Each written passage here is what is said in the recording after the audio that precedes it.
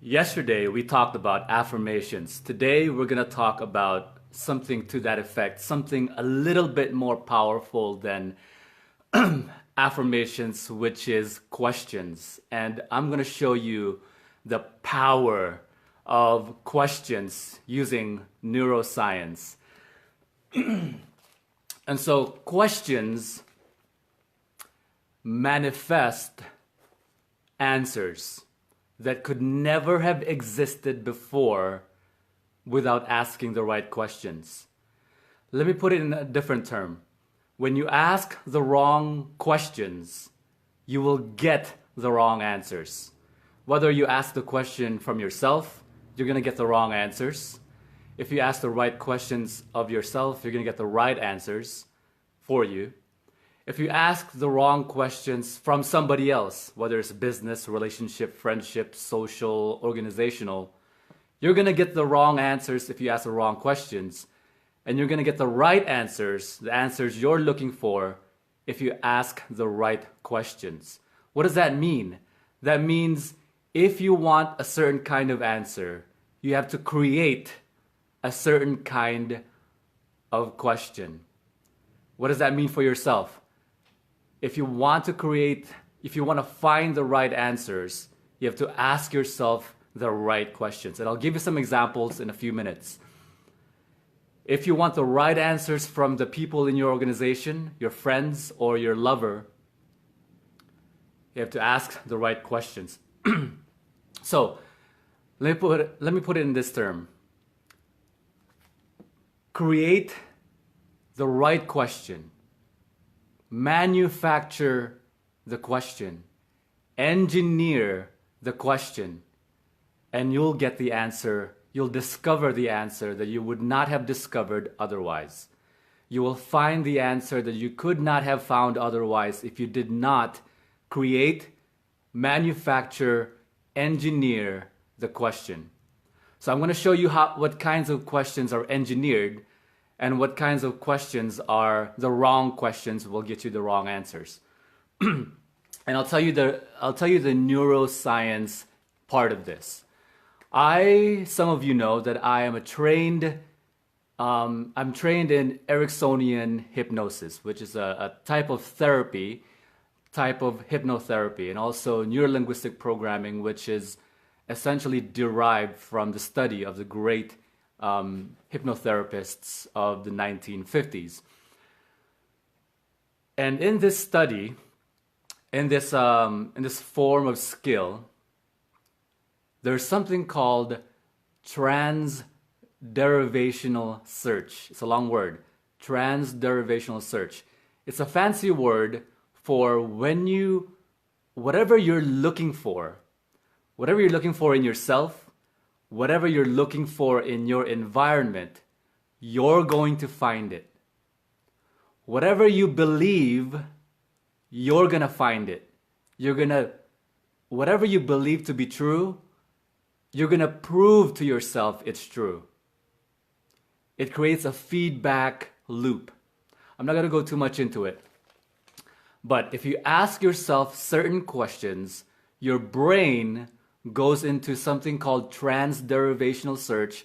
It searches for thoughts and proof and evidence in the billions of information that you have, trillions of information you stored in your brain, searches your brain library, for lack of a better term, and finds the answers to your questions. Transderivational search. And I'll spell it maybe in the caption of this video. So that's the phenomenon that happens in the brain. There's a part of your brain along the back of your head towards the stem called the RAS. In what is it? fMRI, functional MRI. They see that they found this area of your brain called the RAS, standing for Reticular Activating System. And what the Reticular Activating System does is it processes what's true and deletes what's not true. in your what you believe in your mind. Let me say that again. It processes what you believe to be true, and you don't see, it deletes the information that you don't believe to be true. Whatever you believe, your RAS will prove to you you're right. Whatever you don't believe, your RAS will delete that information.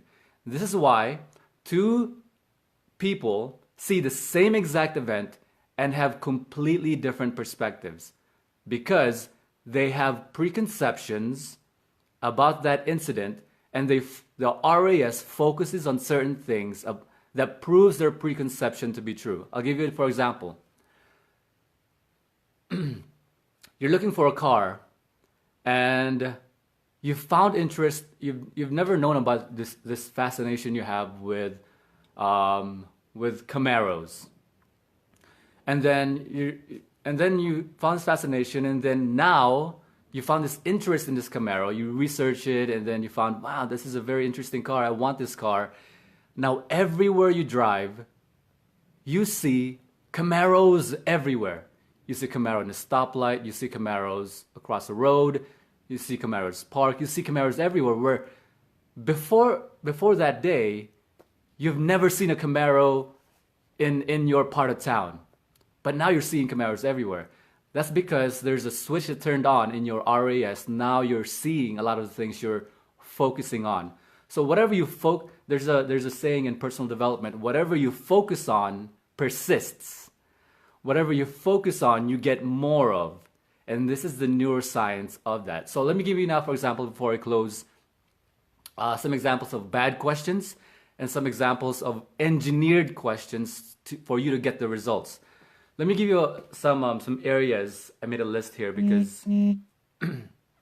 All right, so health and fitness. A lot of people say, why can't I lose weight? Why am I so unhealthy? Why am I so fat and I can never lose weight? Those are the wrong questions. Here's why. Now you're sending your brain into a transderivational search, proving to you, well, this is why you can't lose weight. This is why you're fat. This is why you're unhealthy. This is why you can't reach your health and fitness goals. This is why you can't build lean muscle. This is why you can't tone. And then you say to yourself, damn, yeah, those are very good reasons. Absolutely. Guess what? You created the wrong question, inevitably resulting in the wrong answers. How do you engineer that question to get the result you want? I'll give you 2 steps. Number 1 is ask the right question to get the result. And number 2, supercharge that question using time. Supercharge that question using time. I'll give you, for example, for health. How can I lose weight? What can I do to lose weight today? What can I do every day to lose weight? What can I do every day to get the health results I want? What can I do every day so I can get toned in a month? What can I do every day so I can become fit? Now you're sending your brain in transderivational search. How do you supercharge this? You supercharge it by adding qualifying questions using time. Let me give, for example, how can I lose 5 pounds? How can I lose 10 pounds this month? Now you're qualifying the question with a time limit. How can I get fit as fast as I can in a month's time? How can I lose 1 pound a week?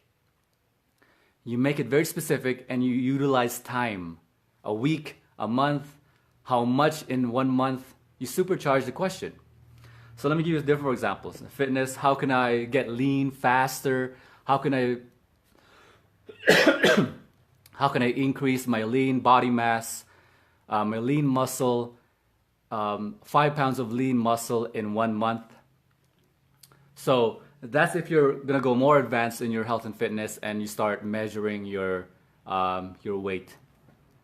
Different, for example, business.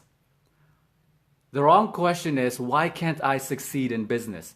Or why can't I get the results that I want? Here's the right question, sending your brain the proper trans-derivational search. What can I do today to become productive in my business? What 3 things can I do today to become productive in my business? Have I been productive today in my business? What are some superchargers for that question? How can I make 10 sales this week? What can I do today to make 10 sales this week? What can I do today to make my quota of 10,000 in business volume? You're supercharging the question. Finally, relationships. How can you apply this to relationships? Why do I have terrible relationships? Why? These are the wrong questions, by the way, as you can tell. Why do I attract the wrong people all the time? Why am I attracted to terrible people? Why can't I communicate better with my partner? How can I meet the type of person that I want in my life that's good for me? How can I connect with somebody that I'm attracted to and I find we have the same values? Those are the right questions. Was I going through the wrong questions or right questions? Well, let me give you the right questions.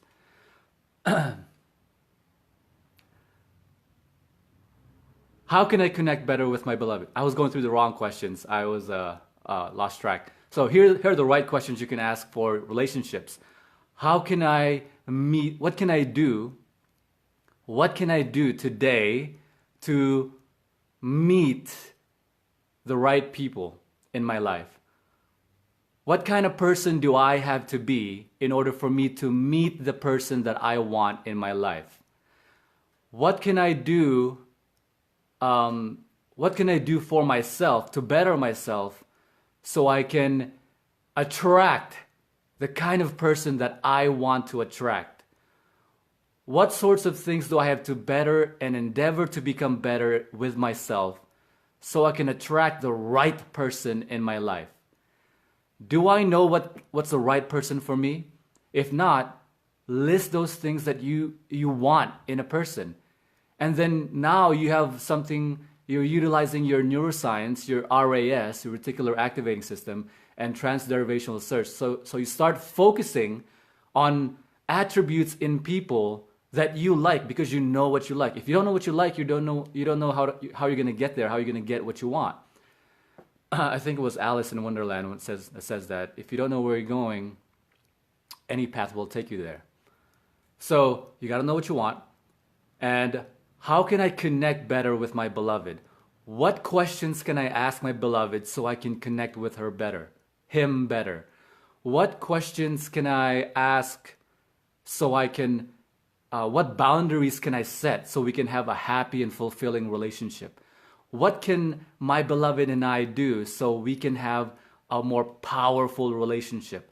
What can my beloved and I do? What activities and what types of communication can my beloved and I do so that our relationship grows every day? What sorts of things are these? How can I better my relationship with my beloved? These are the right questions. And now you know how to supercharge them. So if you appreciate this, please click the like button. It helps me out. And if you agree with this, click agree or type agree in the comment below. If you have a thought on this, type in your thought in the comments below. If you disagree, I'd love to hear what your thoughts are. And if you know anybody that will benefit from these thoughts and these videos, these lives, share it with them.